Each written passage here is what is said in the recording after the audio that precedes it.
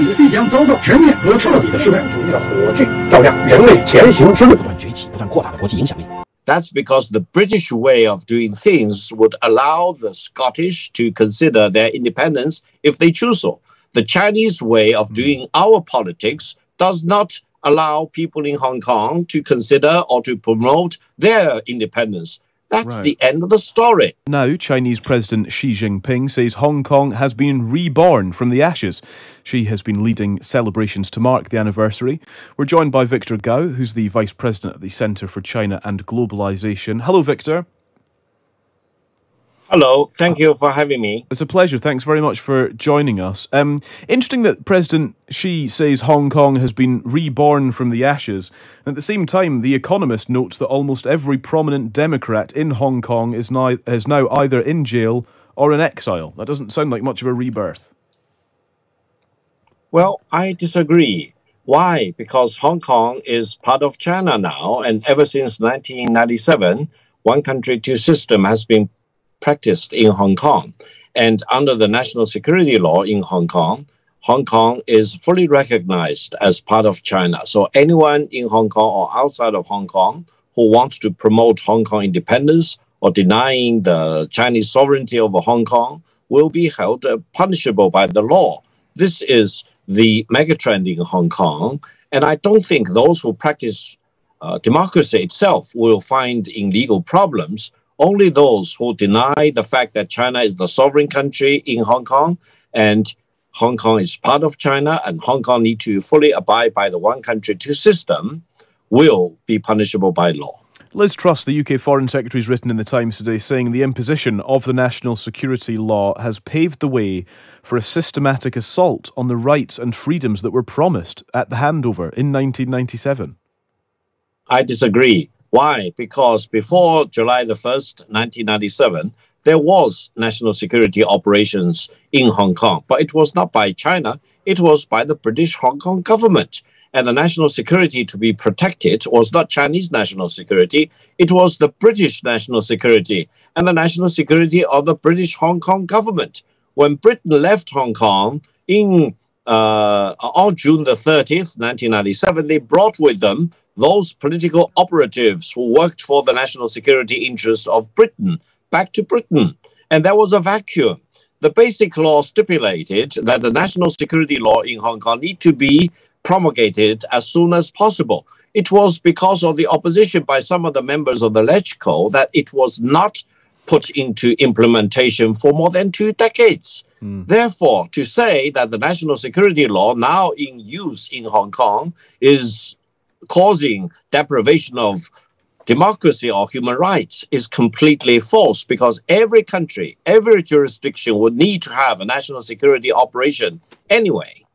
How then do you account for the fact that with the UK offering an immigration path for British nationals overseas, that over 120,000 Hong Kongers have applied for that scheme?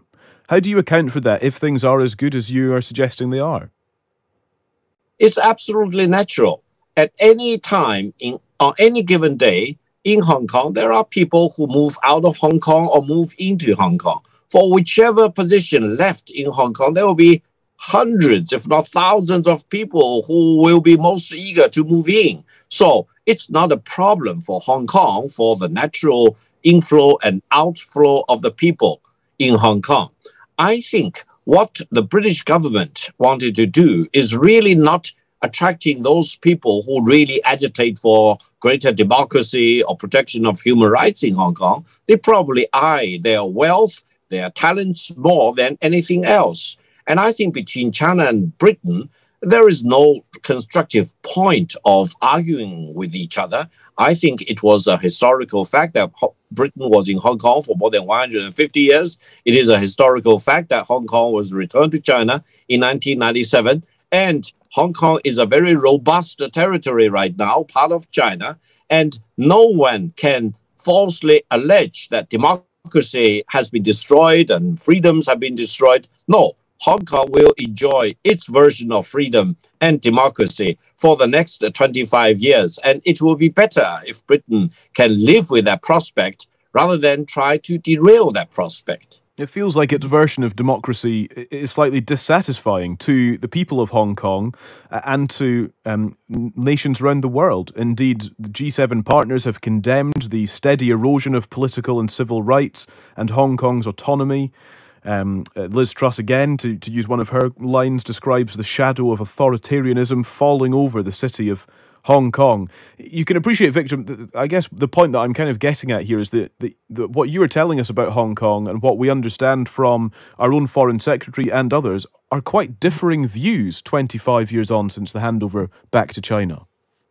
Absolutely very different, or sometimes even opposed to each other. Why? Because from my perspective, or from the Chinese perspective, which has a population of more than 1.4 billion, it is ludicrous to see that G7 wants to hold itself as if they represent mankind. No, we do not believe so. They at most only represent the people of the 3 of the 7 G7 countries. They do not represent the international community. But they might represent treasured values and important principles like democracy, for example. That could be what they represent, rather than speaking for the entire world, which I appreciate 7 leaders cannot do. But perhaps they speak for the principles that are sought after by the people of Hong Kong, for example. Listen, I want to share this view with you. Without democracy, there will be no modernization for China as well as for Hong Kong. We want to promote greater democracy. However, democracy varies from one country to another. For example, do you really think Britain should follow blindly the footsteps of the United States after it overturned Roe versus Wade, after it really put restrictions on the executive to implement the climate change agreements, for example? No. The United States, for example, does not represent the values of the democratic rights of the people. The gun violence in the United States can be traced back to its origin, and I don't think Britain wants to share those values. Am I right? Every country has its own values, its own systems, and its democratic characteristics. Hong Kong is the same. It is the same for China. It is ludicrous to hold China as if it has no democracy and Hong Kong as if it is being deprived of democracy. No, democracy is a means as well as an end to be pursued. And no country has a monopoly of democracy.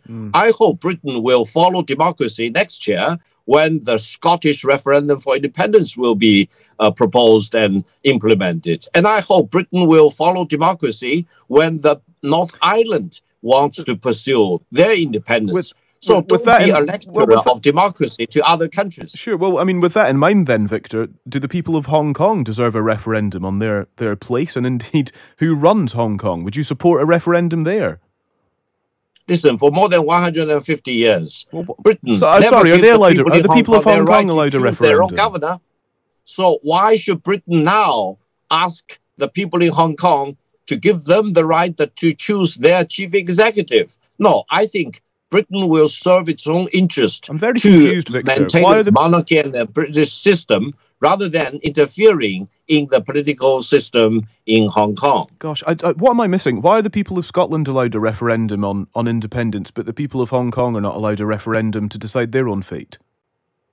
That's because the British way of doing things would allow the Scottish to consider their independence if they choose so.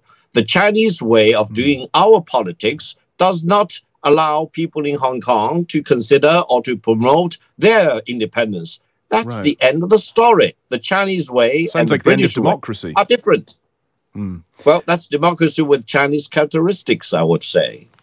Victor, it's really fascinating speaking to you. Thank you very much for your time. Thank you very much. Victor Gao. Thank you. Victor Gao is the Vice President at the Centre for China and Globalisation.